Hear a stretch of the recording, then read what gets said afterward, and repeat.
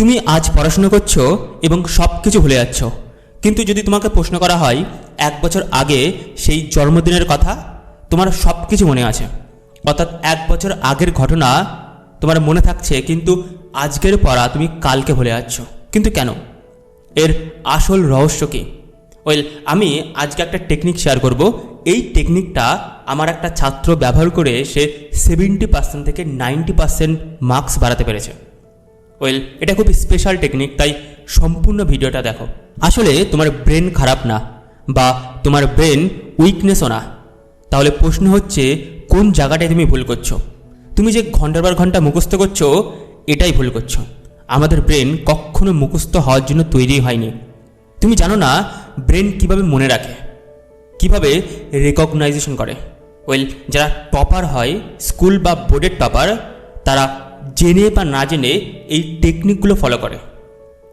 তাদের ব্রেনের যে আইকিউ আছে, তোমার ব্রেনের আইকিউও প্রায় সেম, কিন্তু তুমি ভুল পদ্ধতিতে পড়াশোনা করছো, ভুল গাইডেন্সের অভাব, এবং তোমার পড়াশোনার জন্য কোনো সিস্টেম নেই।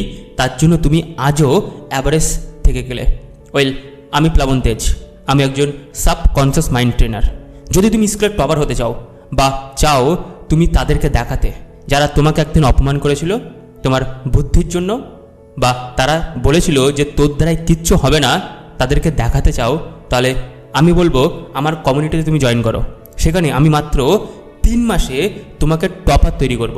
নিউরো সায়েন্টিস্টরা বলছে তুমি প্যাসিভভাবে পড়ছো, তার জন্য সব কিছু ভুলে যাচ্ছ। প্যাসিভভাবে পড়লে ব্রেন ভাবে যে এই ইনফরমেশনটা কোনো গুরুত্বপূর্ণ নয়, এবং সেগুলোকে ডিলিট করে দেয়। সো এই টেকনিকটার নাম the brain hack movement study.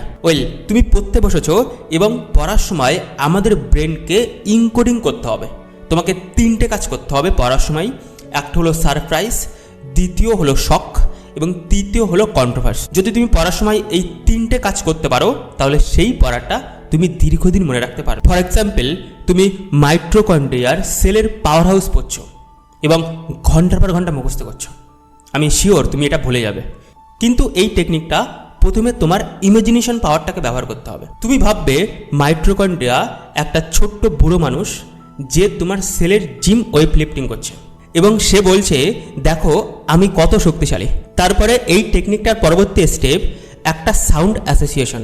অর্থাৎ তুমি যখন এটা কল্পনা করেছো, তখন একটা সাউন্ড ব্রেনে তৈরি করতে হবে, এবং যখন তুমি পরীক্ষাতে বসেছো, তুমি এই ছবিটা কল্পনা করছো, সাউন্ড কল্পনা করছো, অটোমেটিক এই পড়াটা ডিটেলসে তোমার ব্রেনের মধ্যে মনে পড়ে যাবে, এবং সেই পড়াটা তুমি সহজে লিখতে পারবে।